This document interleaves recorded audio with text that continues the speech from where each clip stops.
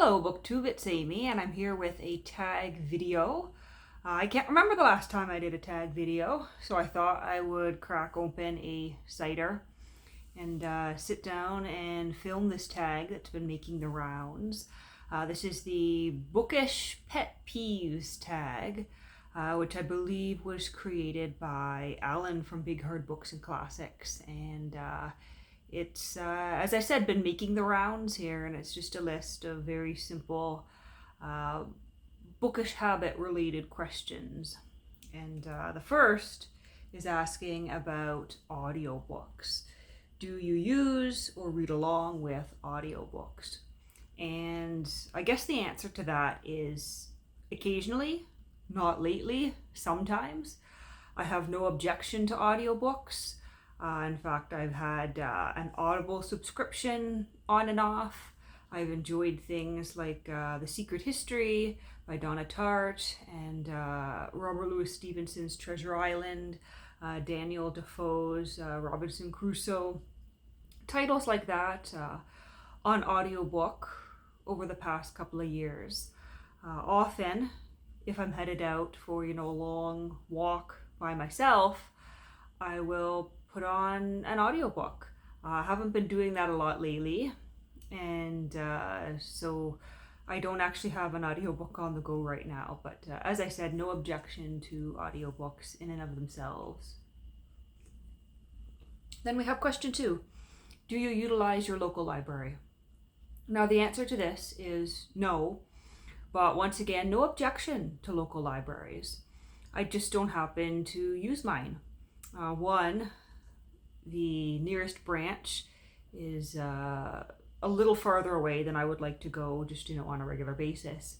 And 2, although I did have a card for the Ottawa Public Library system, I just found that they don't tend to have, 1, the kind of books I like, or 2, the kind of environment I would like to browse in.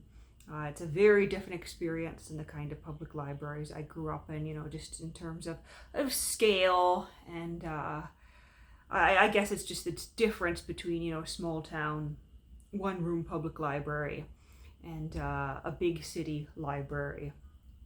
And, I grew up in small town, loved that small town library experience. It was where I accessed most of my books growing up. Never quite got used to, these big city libraries, and I did make quite good use of university libraries when I was doing my studies, but not lately. And I think part of it too is the way I read has just, changed since the time I was an avid public library user.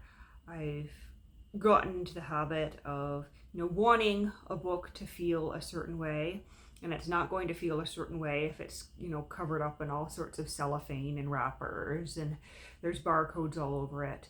And my reading habits too, I do like to annotate a little bit, and sometimes I'll slowly work my way through a book over the course of several weeks or months, which doesn't really work out so well when borrowing library books.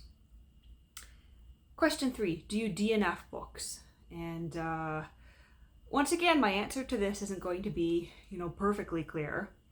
I don't really call things, DNF. I don't say, oh, I don't like this, I'm going to DNF that, I'm going to not finish this. For the most part, if I pick up a book, a novel, say, and I start to read it, chances are I'm going to finish it. But that doesn't mean I'm going to finish it immediately. Depending on my level of interest and engagement and what else I happen to be reading. That book could be sitting with a bookmark for 2 weeks, 2 months, or 2 years before I go back to it, but rarely, because I'm fairly careful with what I select, and I'm fairly open in terms of reading things. Unless a book is really, really, really bad, I will probably finish reading it.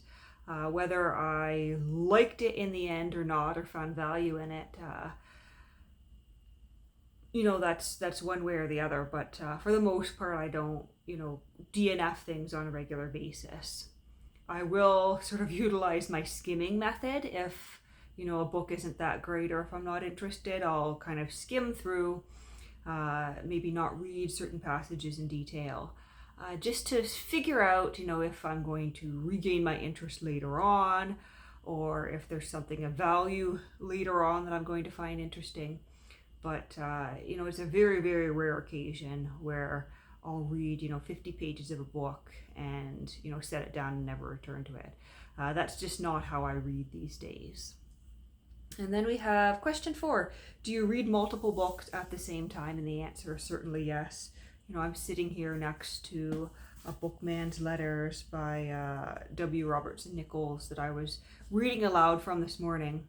And I can see I've lost my bookmark here somewhere along the way. I think it's probably fallen into the sofa here. But I've been reading this one on and off for about 2 months. And I've got 3 or 4 other essay collections, literary criticism, early 20th century, late 19th century essays on books and literature. 3 or 4 other ones with bookmarks in them, over on what I call my TBR shelf. I do have an entire bookshelf that is made up completely of, books with the bookmarks in them, things I'm reading little by little depending on my mood, plus books that I haven't cracked open yet. But gone are the days when I will read, a single book at once, which that was how I used to read in my, teenage years and early 20s. I would pick up one book and I would read it, usually over the course of 2 or 3 days at most. But my reading habits have changed, and I prefer to dip into multiple things at once, read a little bit slower, really savor what I'm reading and think about what I'm reading, as opposed to, plowing through as fast as I can for the story or to meet some goal, or, just because it was, the one hobby I could manage to have while completing my studies and doing full-time, work and whatnot at the same time.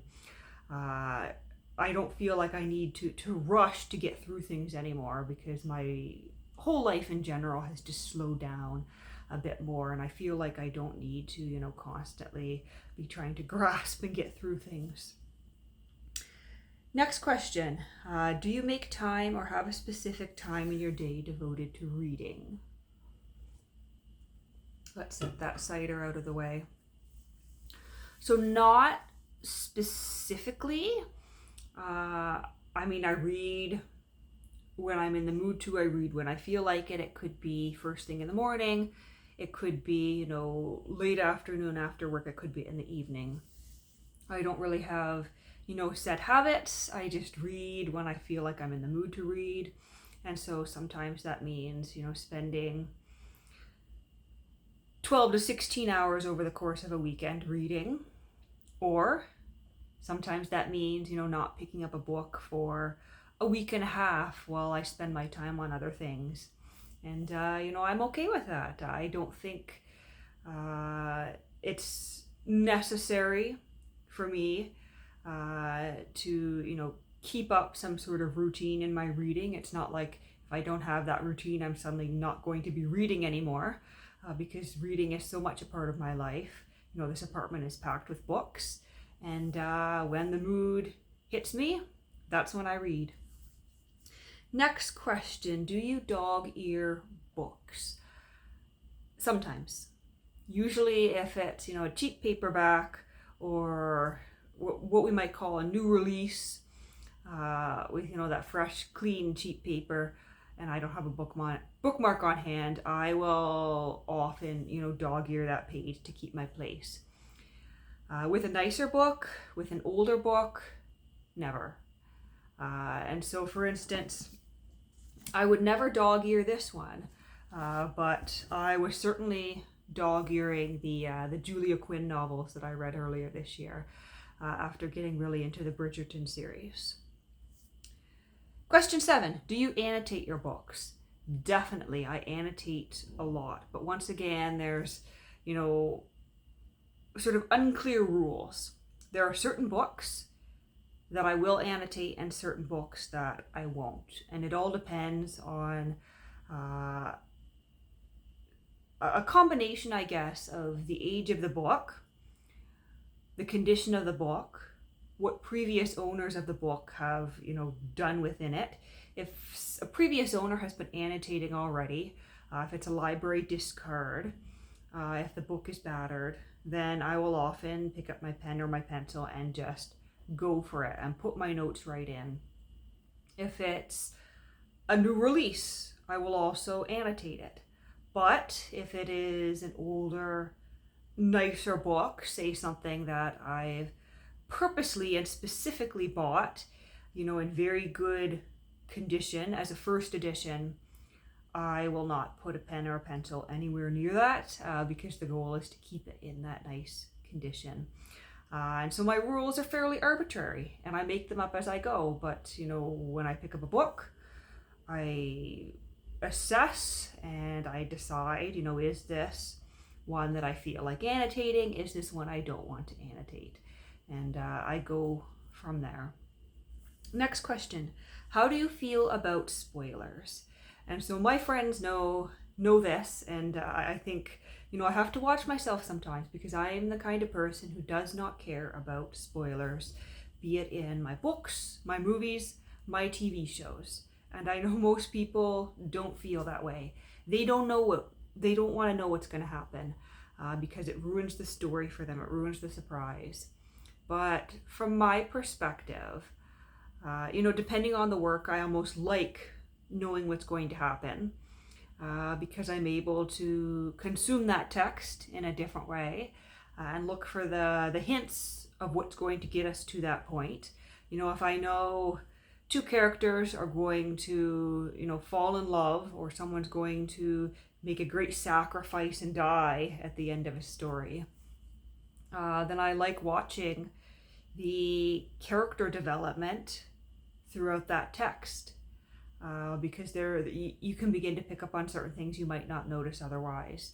And my philosophy has always been that if something is well crafted and well made, well written, then it won't matter whether you know how it ends or key plot points. Because if it's well done, you're going to enjoy the story and the writing in and of itself. It's not so much about, racing to get to that ending as it is about enjoying the work as a whole and enjoying how you get to that ending. And so for me, no spoiler could ever ruin a good book. And if a spoiler manages to, then it wasn't a very good book in the first place. And I don't think I've ever come across a book where that wasn't true, at least for me. And I think that was the end of the tag. So that's that. Thank you for watching, and I'll see you all again soon.